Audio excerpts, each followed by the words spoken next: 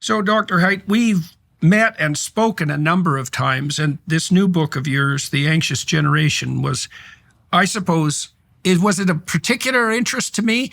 Maybe because it delves even further into the clinical realm, even that more than your last books. You're a social psychologist. I'm a clinical psychologist, but you're working at an interesting intersection, which is the intersection between the social and the psychopathological. And in this book, you're focusing on the effects of the fragmenting and demoralizing effects of technology. And so I thought we'd walk through your book, and I suppose we might as well start, if it's all right with you, with the data that you aggregate as a social psychologist, really, on the rise in negative emotion and the decrease in positive emotion, both of those things, because those are separate things, that you see as characteristic of really the last 15 years, something like that, maybe with a real acceleration around 2014. You mentioned in your book that you really had a sense, for example, that something went sideways on the campuses around 2014, which is certainly commensurate with my experience. So let's talk about the surge of suffering. That's your first chapter. Yes. So, I'm a social psychologist who studies morality. My dissertation in 1992 was actually on adolescent moral development. So I have been studying developmental psychology and adolescence. But my focus has been on moral and political psychology. But something weird happened in 2014. Greg Lukianoff, my friend who runs the Foundation for Individual Rights and Expression, he noticed it too. He came to talk to me. Something had changed among the students. There was a new a new morality driven by anxiety and fragility. And so we wrote an Atlantic article called The Coddling of the American Mind. We turned that into a book in 2017. We went much deeper. And in that book and in my early work, I thought we thought we had good evidence about the role of overprotection. So coddling means overprotection. And writing that book in 2017, we have a page where we say, the timing is right for social media. Like social media comes in just at the right time to maybe contribute, but we don't really have evidence, so that's it. That's all we said. That was 2017. By 2019, I'm collecting evidence because now it's clear it's not just America. What we're seeing first we saw it in all of the Anglosphere countries, is that when you look at levels of internalizing disorders, so this is very important, it's not all mental illnesses, it's not schizophrenia, it's internalizing disorders, which is preeminently anxiety and depression-related disorders. They're pretty stable from the late 90s all the way through 2010, 2011. There's really no trend in the United States or in the other English-speaking countries.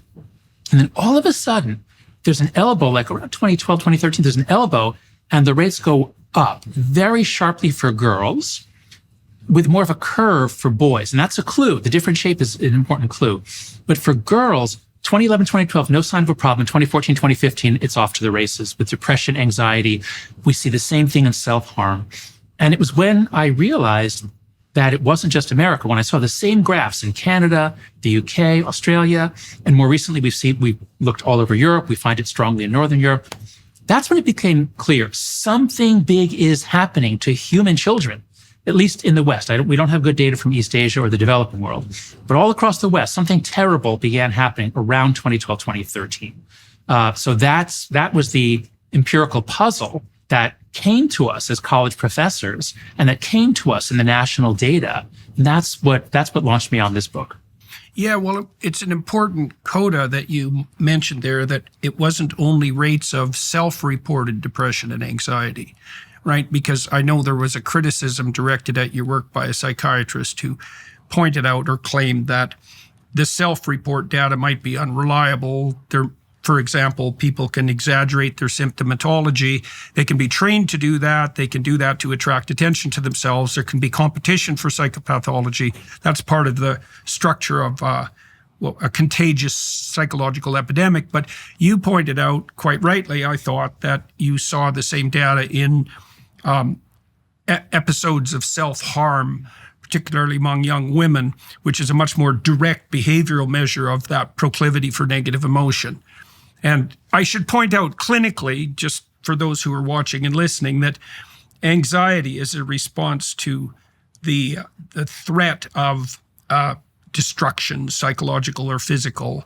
Depression is more of a pain response, and it's got two aspects. It's heightening of negative emotion, withdrawal in particular, that causes cessation of activity, but also decrease in positive emotion, which is more associated with demoralization and lack of motivational impetus to move forward. And those are, you describe those as the internalizing disorders. That's not the same as the fragmentation that goes along with psychosis, or manic depressive disorder for that matter. This is quite a particularized, let's say, epidemic. And so, okay, so you laid out the data that this is occurring, and you noted that it was happening cross-culturally, so it wasn't something specific, let's say, to the United States. What drove you to the conclusion, or even to investigate the possibility, that this had something to do with technology generally and with social media more particularly? Mm-hmm. Yes. So Jean Twenge was really the first person to call attention to this. Jean Twenge has been studying generations for 20 years. And she had an article in The Atlantic in 2017 where The Atlantic chose the title, "Have Smartphones Destroyed a Generation?" And so Jean laid out the evidence. It was all correlational, which doesn't prove it, but the patterns are so consistent. There's a correlation in time, which is when this new technology is introduced. Around 2012 is basically, so to back up, in 2010, teenagers almost all have a flip phone or a basic phone. The iPhone exists, but it's not very common. The front-facing camera comes out on the iPhone 4 in 2010. Instagram becomes super popular in 2012. So that's the period where teen social life is changing radically from using a phone to call your friend saying, hey, let's get together this afternoon, to spending all day swiping and scrolling and commenting and posting. 2010 to 2015 is the great rewiring of childhood. And the reason why we think that that is the major cause is because first, when we look at the historical pattern, it's a correlation. Lots of things happen in 2012. We can't prove that, oh, they get on social media and instantly the girls get depressed. That could be a coincidence. But because it happened the same way in so many countries, no one else has come up with an alternate theory. No one else has said, yeah, but here's something else that happened in all these countries that would plausibly make girls, and especially preteen girls, this is important. The increases we're talking about are generally between 50 and 100% increases in these measures of psychopathology. For preteen girls, you sometimes get 200% increases. And for self-harm, 10 to 14-year-old girls did not used to cut themselves. It was very, very rare before 2012. There you get over 200% increase in hospital visits for self-harm. So the historical correlation, it doesn't prove it, but there's no other alternative. And then you have the correlation in time use. That is, the people who are heavy users of social media in almost every study are doing much worse. And then you have experiments where when you get people off of social media for a couple of weeks, only if it's more than a week, this is important. Some studies make someone get off social media for a day or two. And if you're addicted to something and you're deprived of it for a day or two, you're not happier, you have withdrawal. But when it goes longer than a week, the vast majority of those studies find that people actually feel less anxious, they feel better. So a variety of kinds of evidence were coming in by the late 2010s, and this is all before COVID, coming in that it sure looks like it's the move onto smartphones with social media. As a spouse, a parent, or a leader, people count on you. But if you're constantly tired, unfocused, and just not feeling like yourself, how can you show up the way they need you to? That's where Merrick Health comes in. Merrick is a premier health optimization platform that uses comprehensive lab work, not guesswork, to uncover what's really going on in your body. Hormones, thyroid inflammation, nutrient levels, the markers that matter. Their expert clinical teams build a personalized, research-backed plan just for you, whether it's lifestyle changes, supplements, or prescription treatments. When you know what's going on inside, you can lead with clarity, show up with energy, and stay sharp for your family, your team, and yourself. Head over to merrickhealth.com and use code Peterson for 10% off to join their guided optimization program with your personal medical team. That's merrickhealth.com, code Peterson. Stop guessing, start leading, and start with Merrick Health. Okay, so let me ask you some clinically relevant questions, if you don't mind, especially about the preteen issue and the issue with girls. So when you say preteen, what age exactly are you speaking of? So the CDC happens to break up data 10 to 14 and then 15 to, I think, 19. So we have, we could probably dig into it and go find a resolution, but that's what they provide. So I'm specifically giving you numbers for the 10 to 14-year-olds. I would consider preteen generally 10 to 13, let's say. At 13 is when you're supposed to be able to start using these things, at least according to the law. Now, nobody pays attention to that. The age of first social media goes down and down and down. For TikTok, it's now around age 8. Instagram, I think, is around 9. Instagram's around 9 or 10. So it is normal. It is widespread. It is probably a majority of 12-year-olds who are already on at least one social media platform. Okay, so you're talking about really early adolescence on the female side. Okay, so let me lay out some propositions and tell me if they're in accord with what you're observing. So it's been known for 300 years, 400 years, that young women are more prone to social contagions.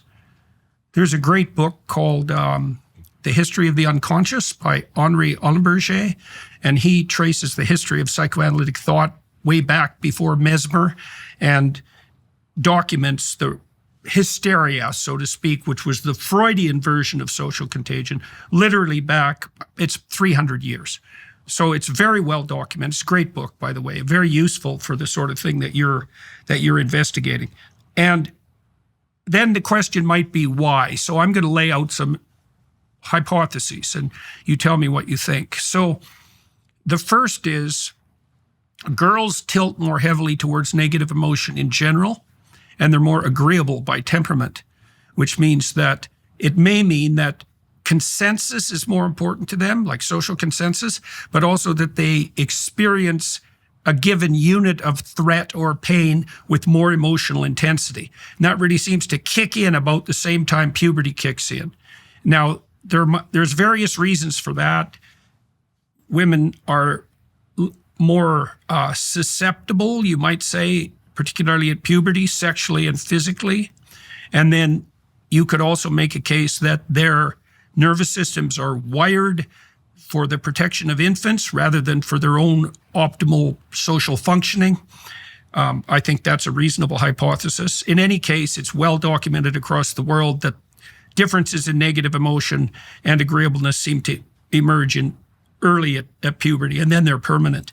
Okay, so then the next issue might be when women experience negative emotions, particularly of the self-conscious kind, and self-consciousness, as you point out in your book, is associated with suffering, that tends to take the form of bodily preoccupation. And the hypothetical reason for that is that women are judged more harshly in consequence of their physical appearance by men, arguably, but even more intensely by other women. And then the final kicker might be that the forms of social interaction that women appear to prefer, girls, online are short form and heavily image related. And so, you talked about the front-facing camera. God only knows what that technological innovation alone.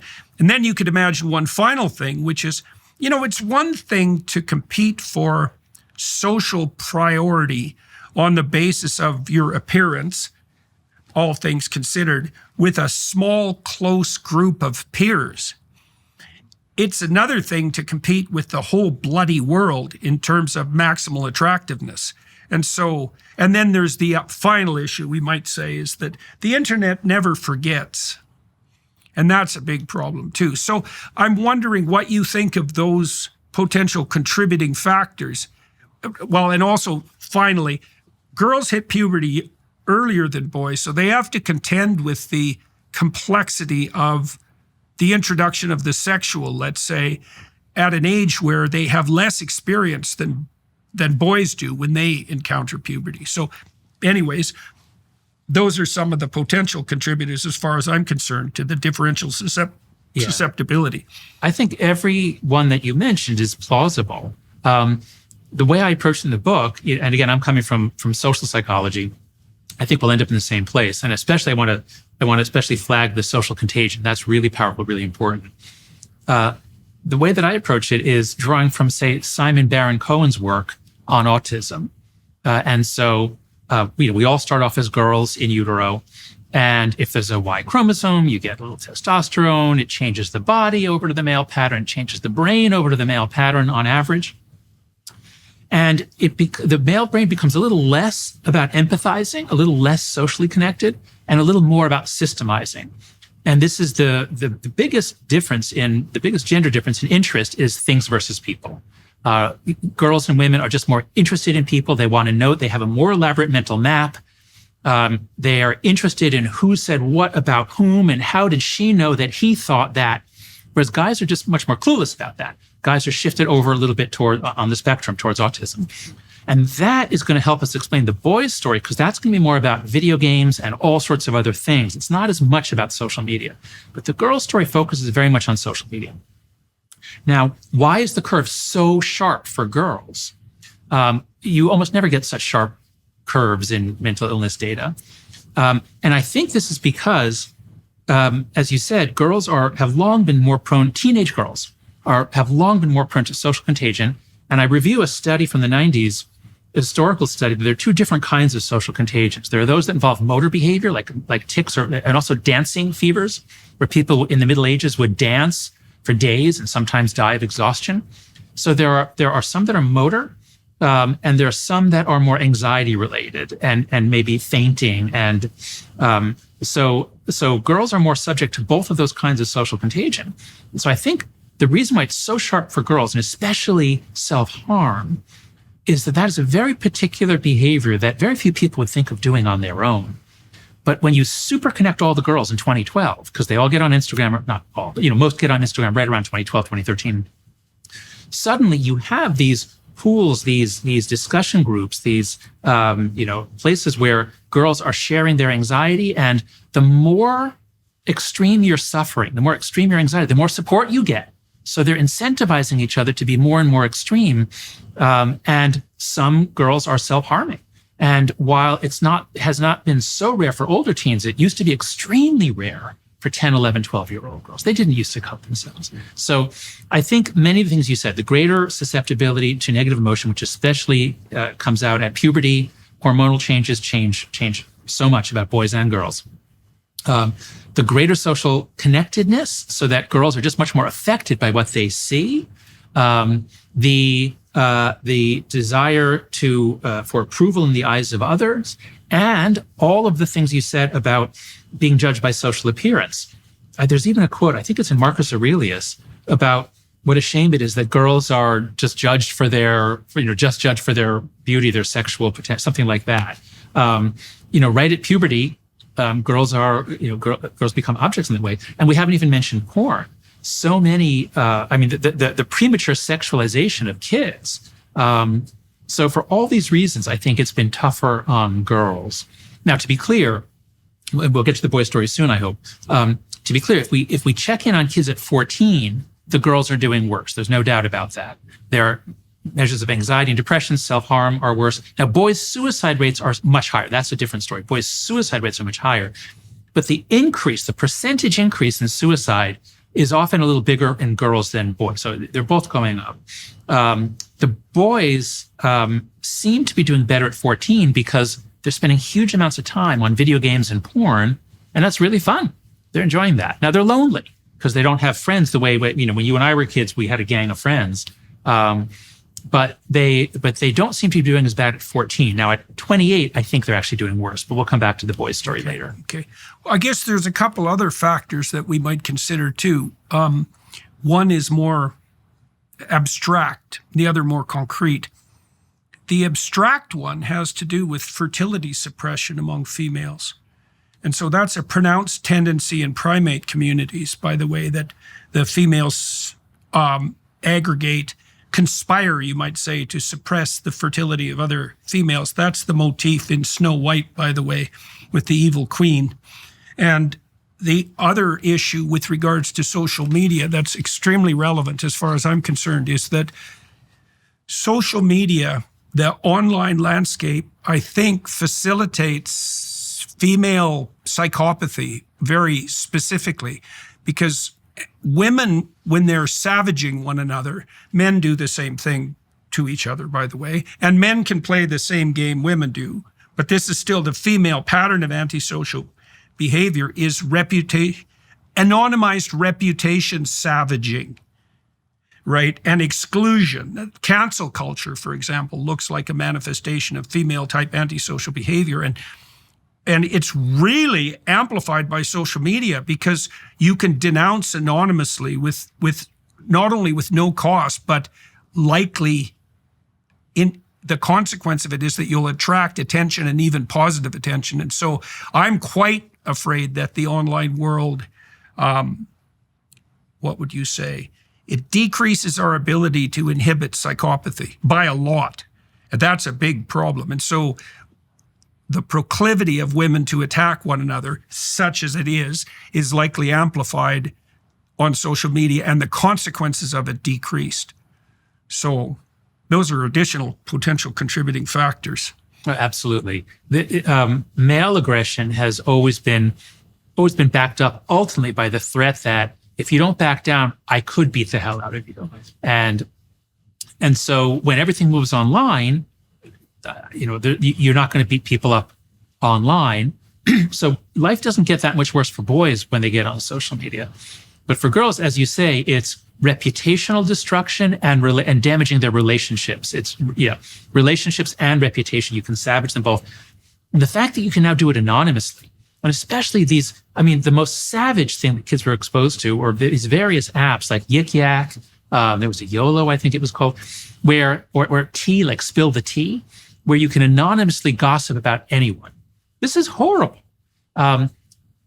It's always been the hardest part of life, I think is being a preteen girl. Middle school for girls has always been really, really hard. And to suddenly put this in where anyone can say anything about anyone in a forum where everyone will see it. With no consequences. No consequences. So the savagery unleashed on girls, and often by girls, but often by boys too. They're be quite cruel here too. So, my overall message is, once you understand what's going on in these online worlds, especially social media, they're just not for children. These are adult activities. Talking with unverified strangers in anonymous formats. Okay, if adults want to choose to do that, but under no circumstances should 12, 13, 14-year-old kids be doing this. And the girls in particular so many of them have been destroyed by it, or damaged, harmed, I should say.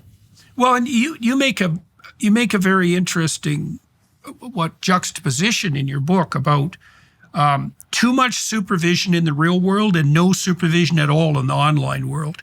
And the online world is a bad proxy for the real world because the bad actors have much more free reign.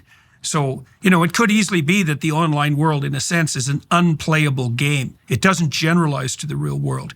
So the virtualization produces a psychopathologization, or awkward terminology, especially by enabling the psychopathic types. So that's a huge danger. So let's move to, if we can, let's move to what children need in childhood. You talk there also, this is chapter 2 and 3, discovery mode and risky play. And so now there's a distinction that needs to be made here. One is the effect of the technology per se in the fragmentation of attention. The second is the content of the online world, pornography perhaps, and this online reputation savaging being foremost among them. But then there's also the problem of what children aren't doing while they're absorbed in their screens. So walk us through that.